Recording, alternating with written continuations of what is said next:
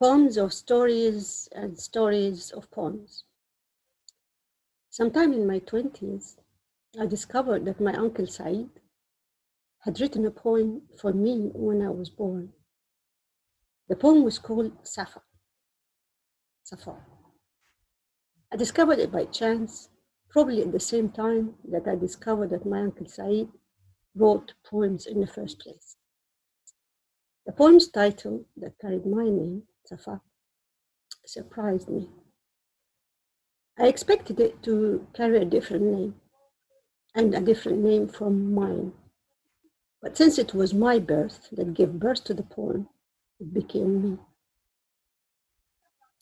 I also found another poem written by my uncle for the birth of a relative of him and my mother. Two poems thus celebrated the arrival of two baby girls to the world. From that moment onwards, my uncle, with whom I had very strong ties, became another person to me. A man to whom I was strongly attached, doubled by someone else that I had no access to, perhaps the poet.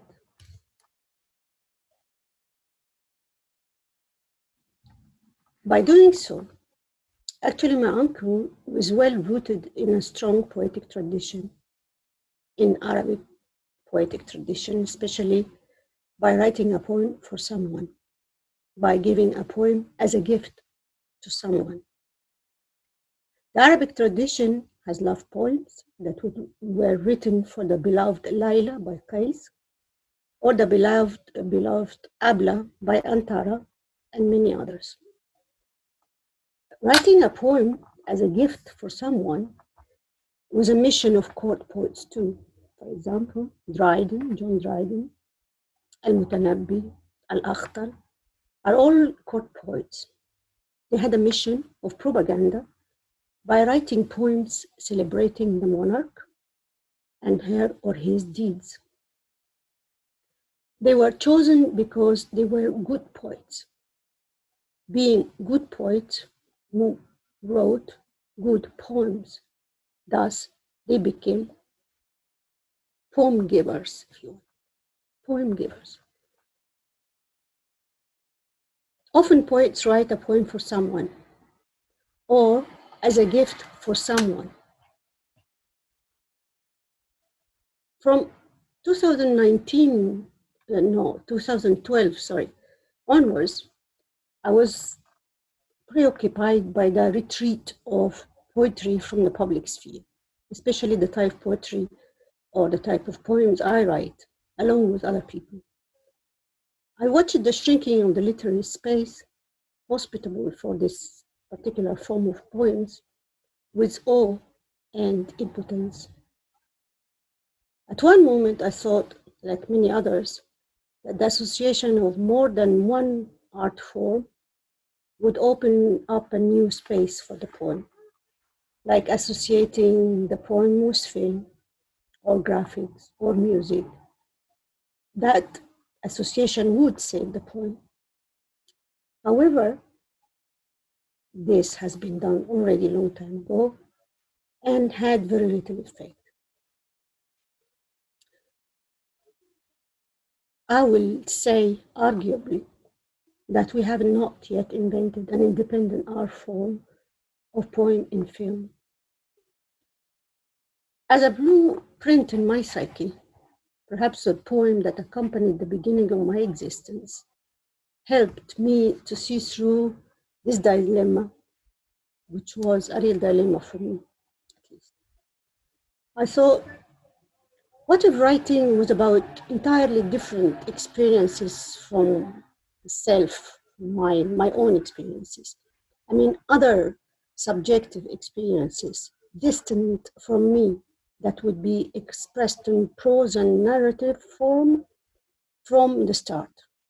That is, to build up on stories which are not mine, which are expressed narratively speaking. The idea lingered at the back of my head and I left it there. In 2014, my friend Omar Berrada has been the director of Dar al-Ma'moon Art Center in Marrakesh for a while already. Omar was fairly acquainted, knew something about my work, knew certain things about my work, and I've done some translation with him, and we were quite acquainted with each other anyway, each other's work. And then he said he offered me a month's residence at Dar al-Ma'moon Art Center. We met at a cafe nearby my house, and he asked me about what I was planning to do during my residency. The 2 years old idea popped out. I said I wanted to meet people, listen to their stories, and write perhaps poems about them. All these movements will be recorded and inscribed in image. That is like, the whole process will be documented from the start in image,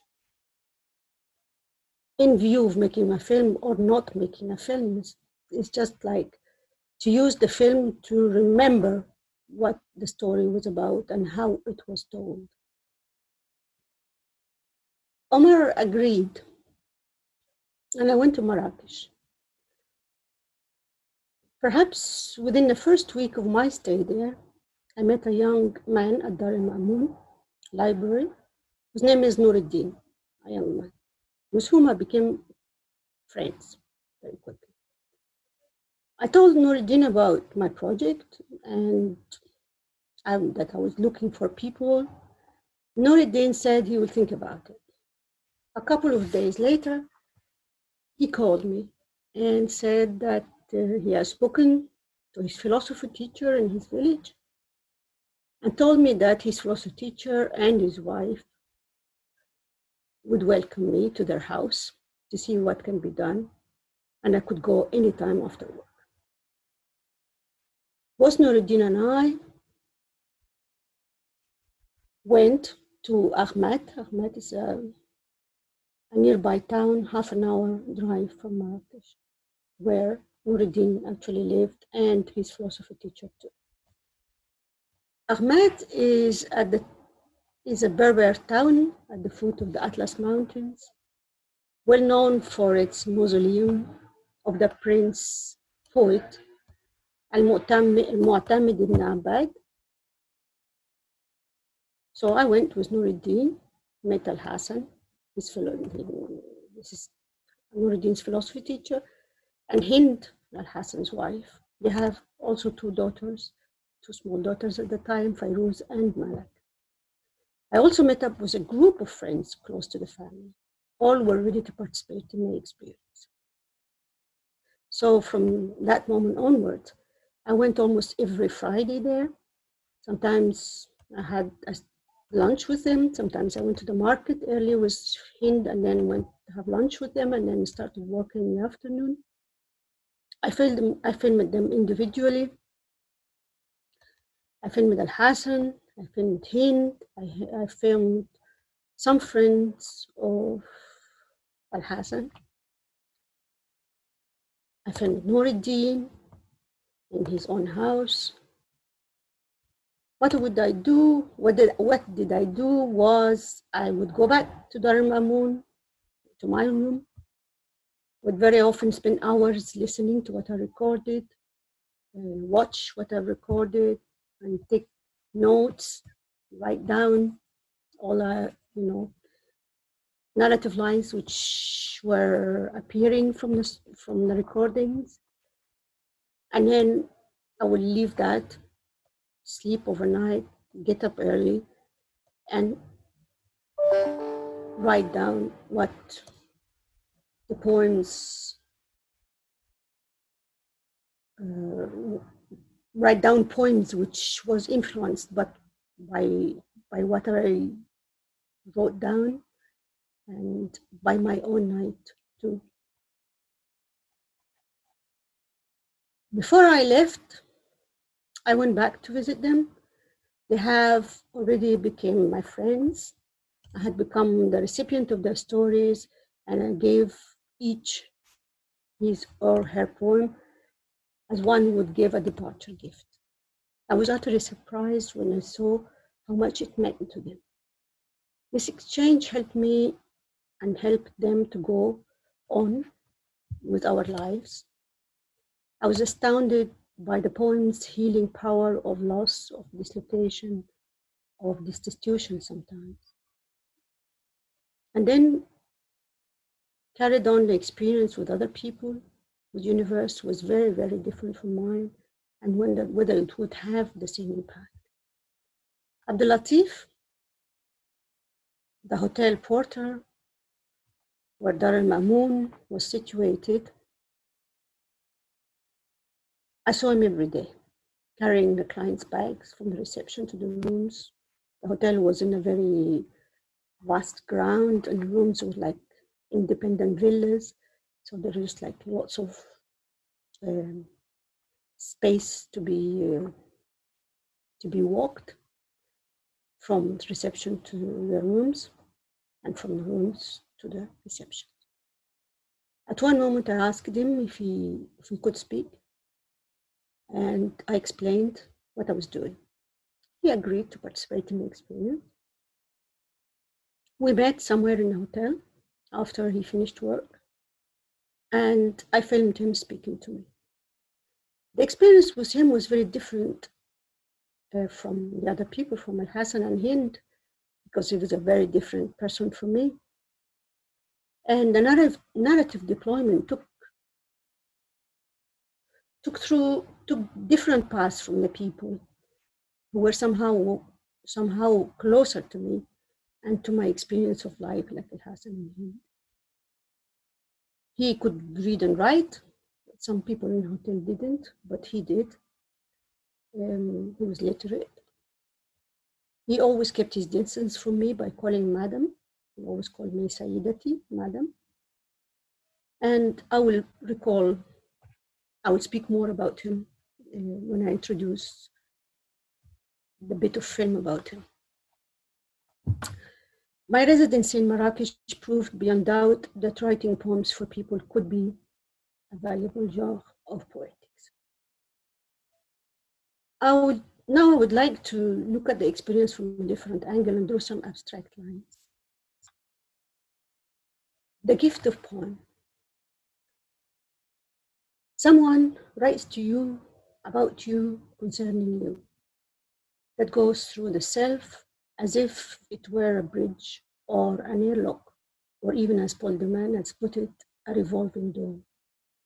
The poem came in a certain way to replace, in some cases, a secret. It became a shared secret on the frontiers between the private and the public, because I filmed the narrative at the foundation of the poem. Often the narratives were private confessions. That's why I'm saying secret. They were private confessions that became necessarily public because they were recorded on image. They moved from their secret place to the image. When we write a poem, we address it to anybody, to some anonymous person, or to some secret person in mind. Here, because it is a gift, the gift had to be given to some particular or singular person whose story the poem translates, however non-mimetically. It is inspired by the difference the story provokes. Somehow we could say it has been dictated. It was erected on that very difference that dictated it. In an interview with Hind, she says, whatever comes from the heart reaches the heart. The heart is at the heart of the experience, so to speak. It is because we liked each other that the experience bore fruit. It is because we had different hearts that a trajectory emerged between two hearts. It is because the poem can be learned by heart, even if nowadays we don't need to learn poems by heart, that something could happen. It have the heart as at its heart. There is the distance, the trajectory from narrative to poetry, from Paris to Marrakesh, from Marrakesh to Agmat, from man to woman, from age to age, from a man who is a porter to a woman who belongs to a different social class, from the illiterate to the literate, from heart to heart. The trajectory is inscribed initially in the story, for I am relating to the selfhood of someone else than myself. The self is not absent, far from it. It becomes an airlock through which the narrative is welcomed and led to meet the poem, disappear in the process while being translated into something else. The prose translates the experience, the poem in its turn translates the prose, shifts it from the boundaries of narrative to the economy of poetics. I'm going to close the door at the window a little bit because there is too much noise.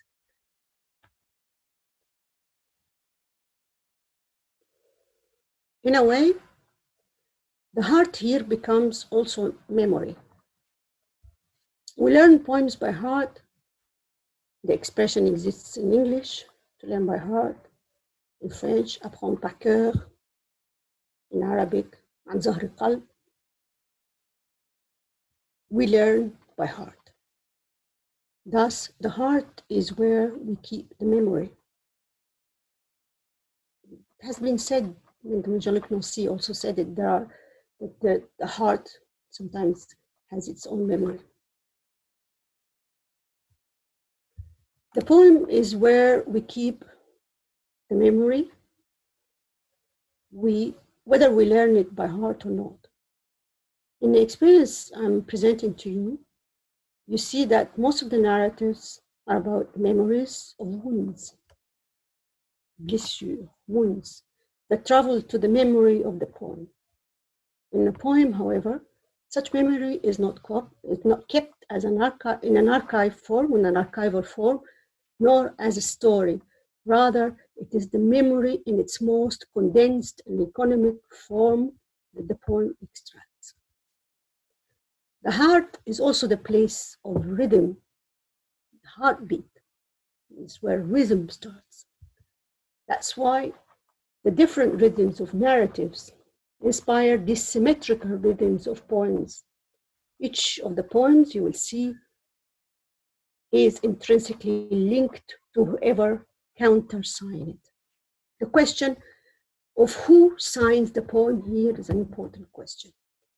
I would say these poems are the precise ground where two signatures countersign each other, the other and myself. Because two interiorities, two insight has met within the poem that became a house where the threshold lead not to one inside, but to more than one inside. If, however, each person who signs recognizes the place as his or her own place, the poem becomes thus a hospitable house where people in their infinite difference meet and converse, cohabit and inhabit.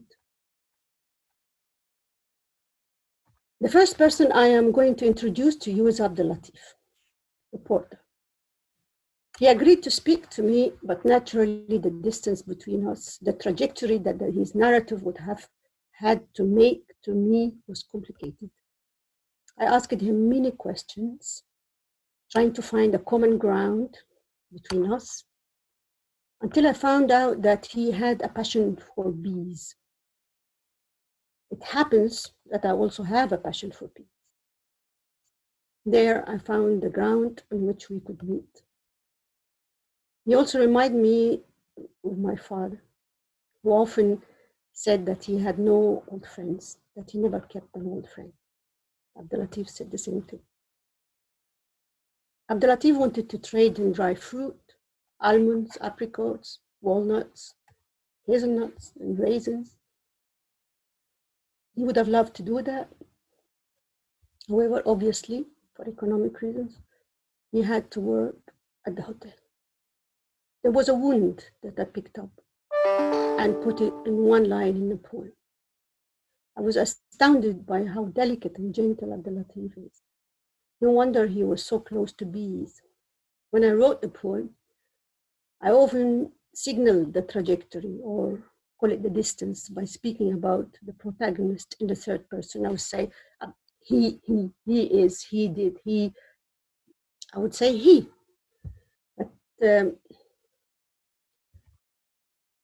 But Abdel-Latif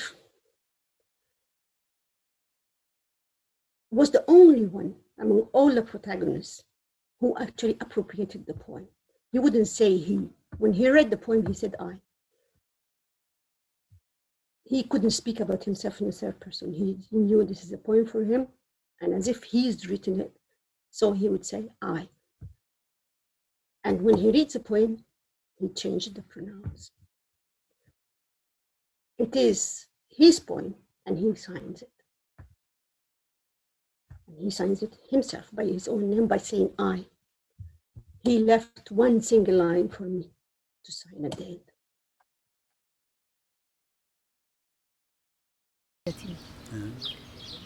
يقف على باب الفندق الكبير. سأخاطب أنا اللي أقول. أنا أقولها الأول. يقف على باب الفندق الكبير رجل يرتدي سترة حمراء يسحبك بالحقيبة إلى مكان مؤقت يستقبل القادمين ويودع الذاهبين. يحكي أنه في يوم ما كان صبيا يقف بجانب الأشجار في مسار خريطة حين وضع سترته على هؤلاء كي ينالون منه بعض الرعاية وكي يأخذوا منهم بعض العسل. كانوا يتحدثون إليه عبر الطمين عن غياب الملكة ثم يهدونه أرواحهم بينما يمنحهم هو رحيق الأشجار، فهم أصدقاؤه المتجددين لأن زمنه لم يسكنه صديق واحد قديم،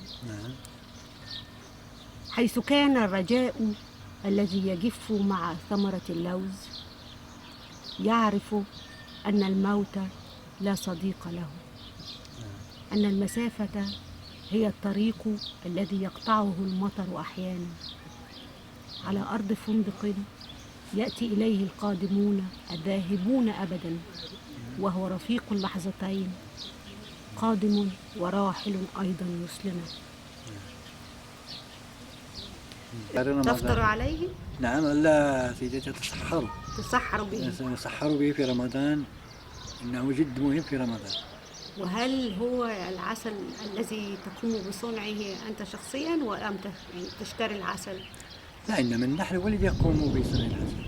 أعرف ذلك، لكن هل العسل الذي تقوم بصنعه شخصيا أم هو العسل الذي تبتاعه من المتجر؟ لا، أنا أحب العسل حسب الطبيعة، العسل الذي يصنعه النحل. أعرف ذلك. أنا أقصد هل تأكل العسل المنتوج عندك شخصيا من النحل الذي يأتي إليك؟ نعم. أم أنك تشتري العسل؟ لا، لم أشتري العسل من الدكان، أنا أفضل العسل المنتوج من النحل، هذا هو أفضل. هذا الصديق الذي تتزاور معه ما هو عمله؟ لدي صديق أنه يعمل بقصر الملكي، يعني كحارس بقصر الملكي. حارس بالقصر الملكي بمراكش. نعم. ماذا اسمه؟ اسمه محمد. محمد. وهل هو في نفس العمر أو أصغر أو أكبر؟ لا، أنه أصغر مني شيئا. نعم. أصغر مني. وكيف تعرفت عليه؟ عن طريق النحل، تعرفت عليه عن طريق النحل. كيف ذلك؟ أتى عندي ذات يوم وقال لي أنه أريد أن أربي بعد النحل، فكيف أفعل وكيف. فاشتريت له الصناديق وأعطيت له بعض النحل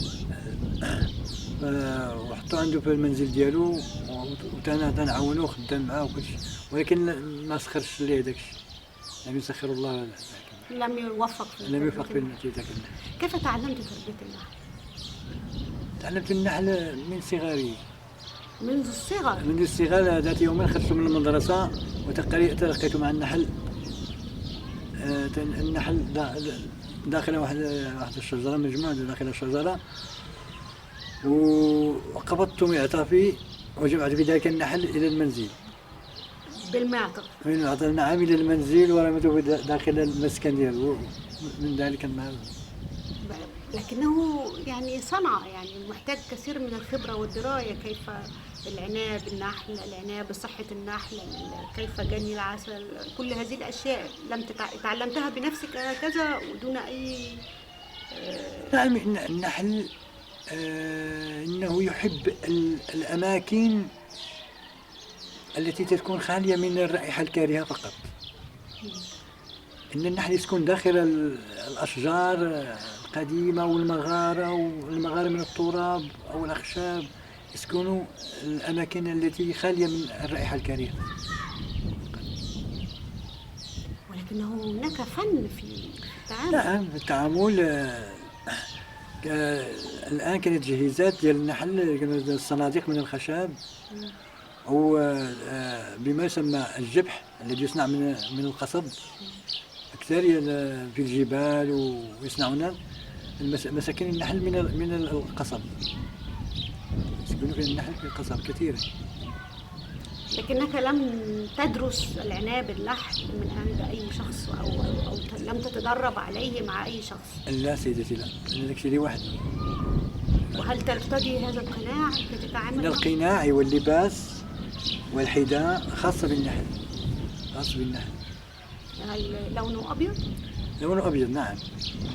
وهل أنت بحاجة ماسة لهذا؟ هل ممكن التعامل مع النحل من دون هذه الأقنعة؟ لا، لم أقدر. لا سيدة، لم أقدر. إن النحل ضروري من القناع، من الحذاء، من الملابس ديال النحل. هل تعرف كم نحلة لديك؟ عدد النحلات؟ تقريبا 50 جبحا أو 30 أو 40 جبحا، لم أحسب. 50 نحلة فقط؟ لا، 50 مسكنا ديال النحل. 50 مسكنا كثير جدا. لكن عدد النحل نفسه؟ لا تعرف عدد النحل؟ لا أعرف. لماذا اخترت النحل تحديدا لتربيه بدلا من تربية معيز النحل، تربية النحل هذا من فضل الله. إن سخره لك الله سخره لك، إن لم يسخره الله فلم يسخره الله. إنما النحل يحبني، ليس أنا أحبه، إنما النحل يحب الإنسان يحبه. كيف ذلك؟ تخيلي أن النحل يأتي لوحده، إنه يسكن، يلقى مسكن خاوي يدخل لوحده. هو النحل الذي أتى إليه يأتي يدخل لوحده، وأنت استقبلته؟ استقبله، لقى المسكن مجهز ويدخل يسكن بالبلد. ولكنك أعددت المسكن مسبقا. نعم، المسكن مسبقا، ويأتي لوحده ويدخل المسكن. وهل بالفعل قاموا بتكوين عسل؟ نعم، يقوم بتكوين العسل، نعم. ويبدأ جني العسل. أنا حامل الحقائق سيدتي، أقف على باب الفندق الكبير، رجل أرتدي سترة حمراء. أنا رجل أرتدي سترة حمراء، أصاحب بالحقيبة إلى مكان مؤقت، أستقبل القادمين وأودع الذاهبين. أحكي أني في يوم ما كنت صبيا أقف بجانب الأشجار في مسار خريطتي، حين أوضع سترتي على هؤلاء كي ينالون مني بعض الرعاية وكي أخذ منهم بعض العسل. كانوا يتحدثون إلي عبر الطنين عن غياب الملكة، ثم يهدونني أرواحهم، بينما يمنحهم هو رحيق الأشجار. فهم أصدقائي المتجددين، لأن زمني لم يسكنه صديق واحد قديم. حين كان الرجاء الذي يجف مع تمرة اللوز، أعرف أن الموت لا صديق له. إن المسافة هي الطريق الذي يقطعه المطر أحيانا على أرض فندق. يأتي إليه القادمون الذاهبون أبدا، وهو رفيق اللحظتين، قادم وراحل أيضا مثلنا. تمام. As you see, that was like the last two lines when he said he, just like conceded the last two lines to me. What we're going to see next is the images of Hind. Hind is Hassan's wife. She's the mother of Malik and Fairuz. And very quickly when I met Hind, I figured out that she wanted to tell me a secret, an important secret for her. As I understood, she has not told anybody about it so far. Hassan, her husband, knew about it. Maybe some very close people to her who were involved in that secret, they knew about it, but otherwise nobody else knew. And she wanted it to be recorded on film, no problem. It was apparent to me that the secret was she couldn't carry it anymore. It was too much for her, devastated her. And within a week of meeting her, she said, I would like to reveal something to you. And then we went on the roof where we used to film. Their house was like a ground floor house. They had a roof where there was like a study there. And we sat on the roof and put a chair and put a camera, filmed her. So her secret, or her confession rather, sealed a bond between us. She gave me hospitality in her house, as you see. I often went to the market with her. She cooked for me. We had lunch together. We spent time talking about all sorts of things. It appeared in a very strange way and very quickly that there is affiliation between me and her, and that she actually made emerge. And she did formulate. You'll see in the images or when she speaks about me, how she saw me in relationship to her. I was quite astounded by it. I would say in a word that she adopted me. I think the night before I left, I went with Omar and a friend of Omar, who also was an artist in residence.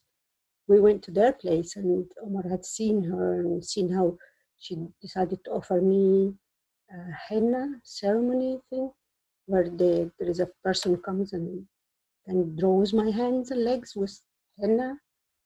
And this is apparently something you do for dear people.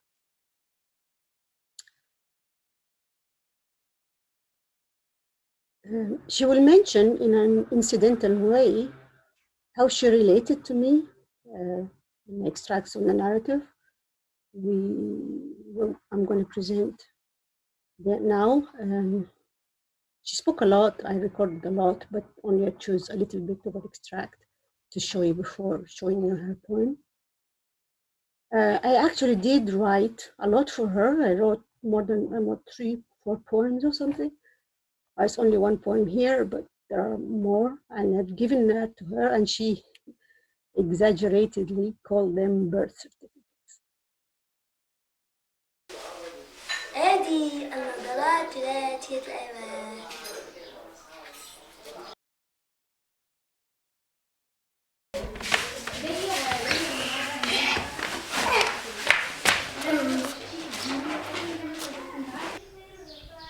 انت بقى عايزه القاء محمود درويش؟ لا، عايزاك تكلمين انا. تكلمين انا يعني ده اللي قدرت عليه يا صفاء. يعني يا ست كلميني بس، يعني ايه، مش مع نفسي، كلميني انا، انا الجمهور. لازم أكون حافظة. لا مش لازم. أحفظ الأول.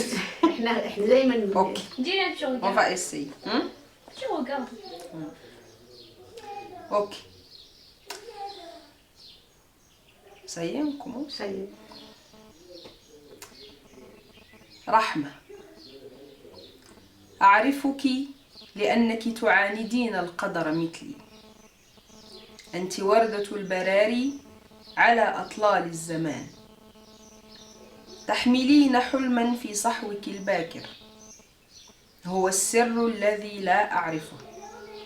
بدمعتين تذرفينهما على رجاء أكيد. أنت هند لك قوة لا تعرفينها، وألم أكبر منك، وقصة ستحكي نفسها. سوف تأتين إلى البيت، تحملين الفانوس ولعب الأطفال. سوف ترقصين في النور أو في الظلام.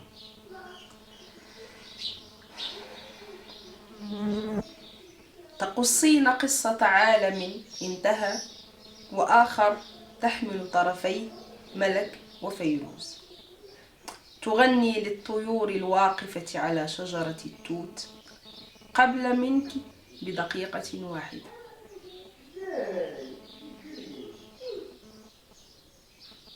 وبعدين كمل. C'est bon? أوكي. الشاي أخضر. أنت في المرآة لا قوة لك، لكنك قادرة على السفر والترحال.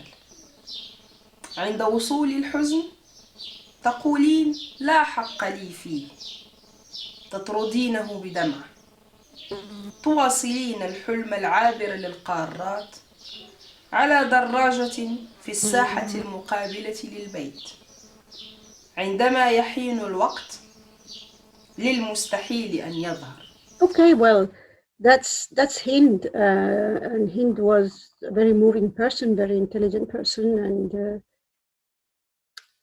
I haven't seen her since. That's like 2014, now it is 2020, so it's like 6 years already.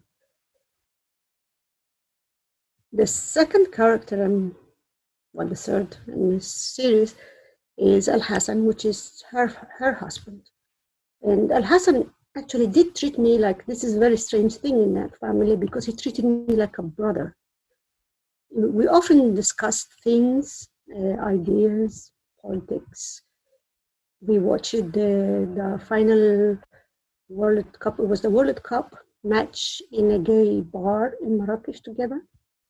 And we were at a gay bar, so it's like completely clandestine. We locked the door and we went and got a fish dish, and we ate the fish and watched the football.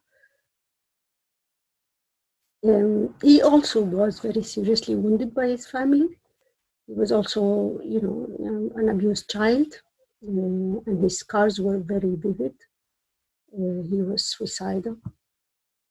I chose not to show the narrative extracts where he speaks about that, or he tells me about his suicide attempts and why he thought that his death would have liberated his own family, that is Hind and his two daughters. He was tragic, but Hind had put frontiers or boundaries to where the tragedy should take them as a family with two daughters. She stopped the tragedy from occurring, although he was very much fascinated by the abyss himself. I can reassure you he's fine so far till now, to this very moment. I still have contacts with him. And you will see that he also adopted the poem as the poem adopted him. So we go back to the film. انت عارف ان انت شخصيتك اختلفت بعد ما حلقت؟ لا اصلي ندمت. ندمت؟ اصلي نمتي وندمت. نمت وندمت. في شخصيتك اتغيرت. طيب. اكيد في فيجر، يعني في حد اداك حب. بتهيألي. في اصلي من جهه اخرى عشت علاقات رفقه رفقة طويلة جدا مع أصدقاء، رفقة في الأنشطة الطلابية والنضال بتاع الطلبة. كنت شكلت مجموعة كبيرة من الأصدقاء وكانوا أكبر مني وحاولوا يوجهوني وأثروني وتعاملوا معايا كأني أخوهم الصغير في البداية. رفقاء في الجامعة يعني؟ رفقاء في الجامعة، رفقاء نضال أيام سنوات الرصاص. كنا نناضل على دستور، كنا نناضل. تعرفي نضال الطلبة مرحلة بيمر منها الطلبة قبل الاستقرار والنضج العقلي. ففي تلك المرحلة تعرفت على أصدقاء أكبر مني سنا ومسؤولين سياسيين وأعجبوا بي وبطاقاتي وتعاملوا معي تعامل عائلة وليس تعامل كما أنا أستقبل الآن تلاميذ وشباب في منزلي، كانوا يستقبلوني أنا وأصدقائهم كذلك داخل أسرهم. وكأنني أكرر كذلك الأستاذة التي درستني الفلسفة في الثانوي ولا زلت على علاقة بها إلى يومنا الآن، هي الأخرى لها فضل في أستاذ الفلسفة. أنت ذكرتها من الأول، بس حد في الطفولة؟ كان في حد في الطفولة؟ يعني مثلا خالتك اللي ذكرتها؟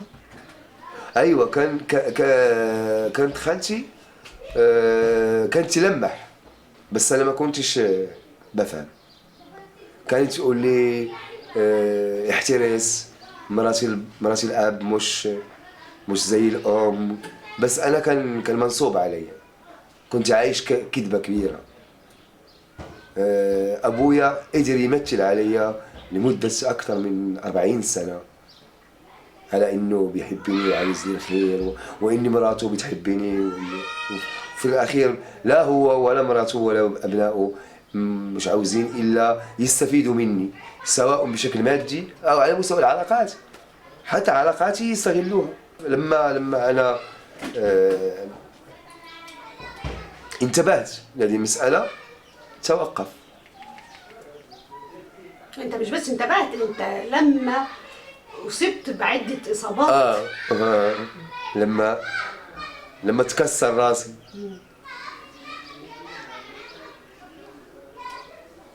بس أنا برضو عايزة أعرف طاقة الحب الكبيرة جدا دي جاية من إيه؟ هي يعني جاية من منبع ما في الطفولة؟ لربما تكون العالم لربما عالم الثقافة والكتب والقراية يعني لقيت عالم موازي في الثقافة والكتب والقراية. أصلي كنت فار كتب. كان ممنوع علي إني أولع النور بالليل عشان أقرأ. كان زوجتي الأب بتمنعني إني أولع النور بالليل. أنا كنت أحب أبات بالليل أقرأ. كنت بتعمل إيه؟ كنت بشتري بيل وبعمل البطانية، أجلس زي كده، أعمل بطانية فوق راسي، أغطي بها نفسي وأشعل البيل داخل البطانية وأقرأ. وكان كل همي إني أوفر الفلوس الكهرباء تحت البطانية.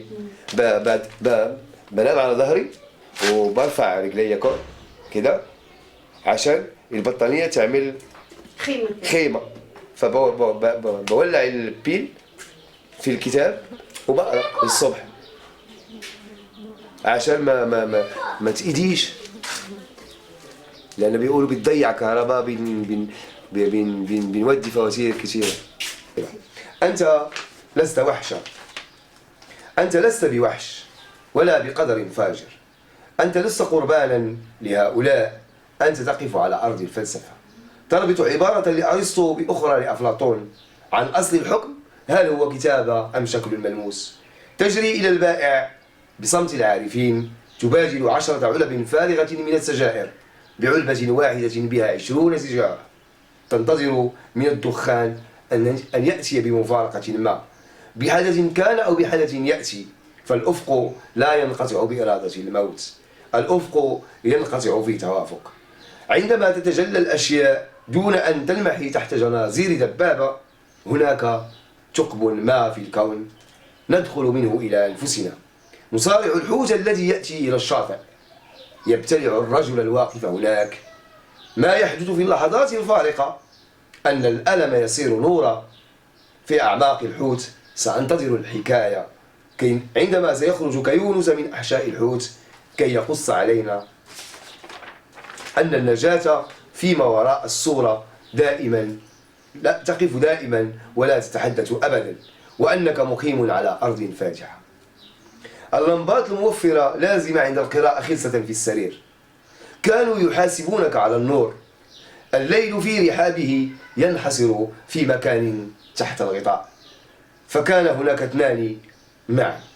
لمبة صغيرة تغير زمن الصباح، تقضي عليه وتترك لهم وهم القسوة. فأنت المسافر في الظلمات بكتاب واحد يحكي حكاية أخرى بصوت هامس وأبيض. قريبا ستمتلئ الشوارع بالمتسكعين تحت عمود نور. نحلة تصن قد يعاني من لسعتها بعض الناس، قد تسمع خرير الماء، قد تقف أمام لوحة بيضاء، قد تكون وفقا لميلاد آخر صديقا لشجرة توت. فقد حلمت أني أقرأ معك كتابا مفتوحا على عالم الأحياء. So here we are. We just seen, my friend Al Hassan,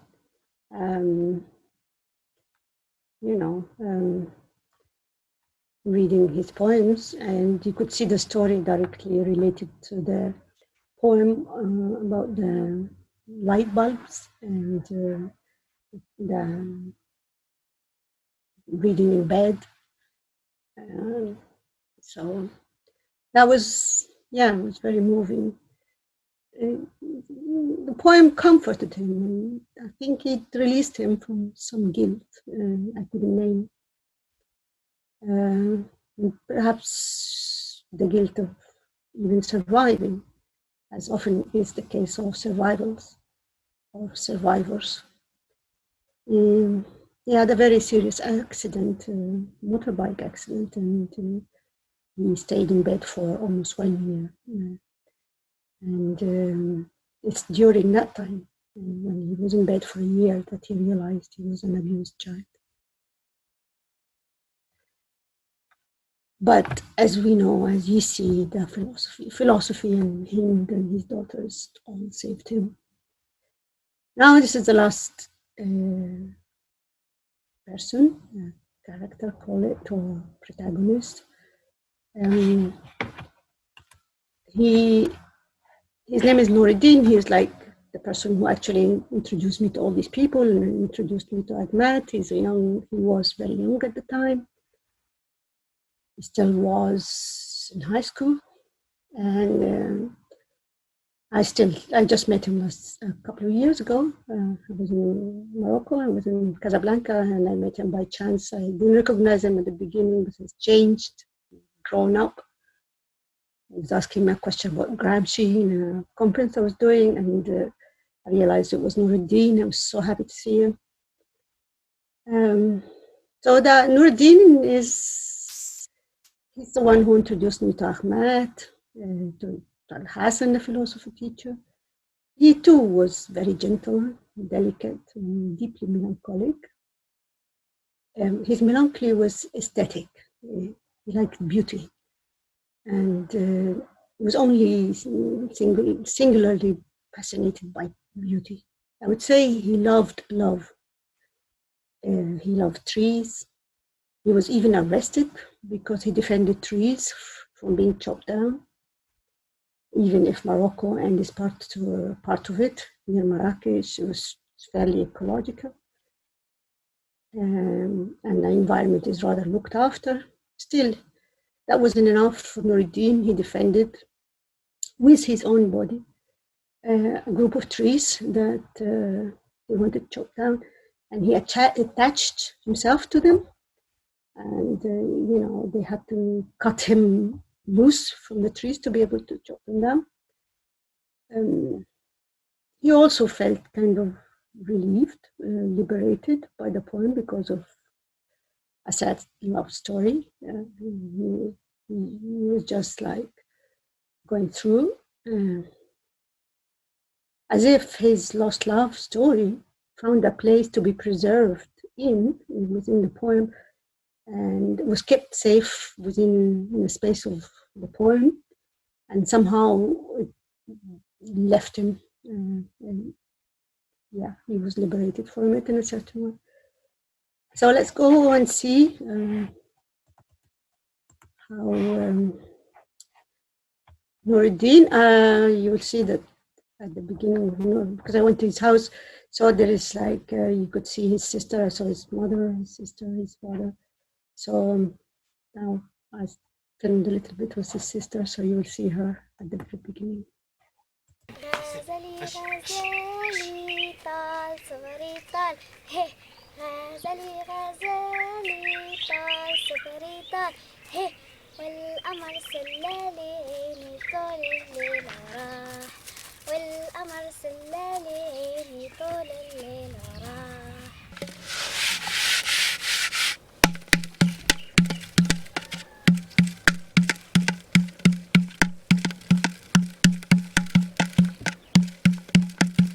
Ma relation avec mon village et mon lieu, je commence à avoir des problèmes, des soucis. Donc après, la question de Sarah, donc, qui va bientôt se marier, donc je dois partir pour un moment parce que j'arrive pas à se taire, à laisser les choses passer simplement. Après. Qui est Sarah qui va se marier? Donc c'était l'ami ou la copine, ou l'amour, ça présentait beaucoup de choses. Et elle va se marier? Ah oui, tu m'avais dit. Et donc je l'avais recontacté par Facebook quand je t'ai raconté. Et j'ai dit, je l'avais dit, bon, je veux te dire une chose. Elle dit, c'est quoi? J'ai dit, en fait, je t'aime, je peux plus vivre sans toi. Elle dit, mais c'est le destin et enfin, on va quoi faire. Et après, il a changé, il a même éteint le téléphone, il a arrêté d'être dans le Face. Mais voilà, il y a une semaine là, que j'ai plus le contact. Tu vois. Et tu l'as connu depuis très longtemps? Il y a 4 ans comme ça. 4 ans? Ouais. C'est dans le lycée, tu vois, j'ai fait l'école avec. Et elle était moins âgée que moi. Mais du coup, quand j'ai refait des années, donc contre Barsop, il m'a rattrapé, on a fait une année. Mais tu vois, ça a développé. Donc, Et pour toi, c'est le plus grand amour? Ouais. Et je mets beaucoup de choses en ça, tu vois. Ça me présente une grande chose. Et tu ne la voyais pas? Ouais, parce qu'elle, donc on a pris le bac tous les deux, et elle ne pouvait pas continuer les études à Marrakech. Son père ne veut pas le laisser parce que, en vue de la distance entre Armat et Marrakech, tout ça, donc son père là, ne voulait pas qu'il continue ses études et il reste à la maison. Et il y a maintenant 2 ans, donc il y a 1 an maintenant qu'il est fiancé, je ne savais pas. Donc il va bientôt avoir son mariage après le Ramadan, donc après la fête du Ramadan. Il est obligé de couper avec toi, hein? Ouais. Elle n'a pas le choix. Si, il a le choix. Non, elle n'a pas le choix. Elle n'a pas beaucoup de choix, et à part le fait qu'elle s'enfuit de la maison pour aller faire des études à Marrakech. Et toi, tu ne peux pas te marier de toute façon non plus maintenant. C'est très injuste. Je peux pas l'assurer, ouais. C'est très injuste. Ouais. C'est terriblement injuste. Tu as quel âge, toi? 21. 21 ans. Et elle a 21 ans? Ouais, 20 ans. 20 ans. Juste 1 an de différence. Ouais. Elle s'appelle comment? Sarah. Ah, Sarah, excuse-moi. Sarah. أحببت اسم سارة منذ زمن بعيد. بحثت عن وجه لطفلة تحمله. لما لم أجدها حملت اسمها في يدي. كانت رحلات القطار عديدة. في لحظة ظهرت بنت تأخذه مني. جاءت في شهر أغسطس، حيث الأوراق تبدأ في الجفاف لأنه حان للصيف أن يغيب. وقد غابت سارة عن روتين، تركته لصمت الأشجار وغياب الغابة وحنان البحر الأزرق. ذهبت لتبدأ في مكان آخر رحلة معروفة مسبقا. الخطوة، الجدار، الألوان أمام المرايا. تنتظر. علينا ألا نبالي، علينا ألا نحزن. الحزن كائن يتسلل إلى جميع الشقوق، لا يترك مكانا دونه. أما نور الدين فسوف يبحث عنه، يلتقطه كحبات الخوخ من أعلى شجرة فرحته، ثم يركب الدراجة يتفقد النهر والأشجار والطريق في صمت العاشقين. يهدي إليك بيته الذي كان في ذاكرة الماء.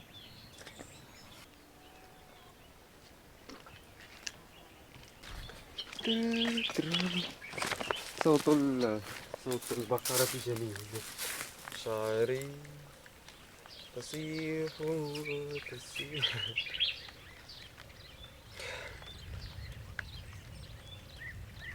Survie argentée. J'ai pris l'eau pour une survie. Dans la rue, nous avons saisi l'arbre numéro 7 pour lui faire parler. Sa voix se transforme en cri, en lettre d'amour, ou un jour plus tard quand il n'était pas là. Un trou, une prison ou une autre bougie. Tandis que j'entrais dans le jardin étendu au moi. Well, that's about all the images I wanted to show you today. As you see, Nuruddin preferred speaking to me in French than speaking to me in Arabic for some reason. He knew that I couldn't understand the Moroccan dialect, and he didn't want to speak to me in an Egyptian dialect, so he preferred speaking in French. And the last poem, of course, was about his fight with the authorities to save the trees, and especially number 7 tree, or tree number 7. So that's more or less what I wanted to show you. It's an experience which I repeated somewhere else. I did that in Kurdistan, in the refugee camps in Kurdistan. That was how many years later? Probably 2 years later from that. In 2016, I went to Kurdistan, and I did the same experience with completely different people, and some of them were also Arabic was not their mother tongue, but we managed, and some of them didn't know how to read and write. And often when I had that situation, when I was faced with a situation like that, I just say, I don't know what happened, but I don't know. Anyway, thanks for everything. Thank you, Omar, for inviting me to speak to your students. Thank you, Leslie. Thank you, Agnes. Well, I hope once this misfortune is over, we'll see each other for real. Thank you so much. Bye.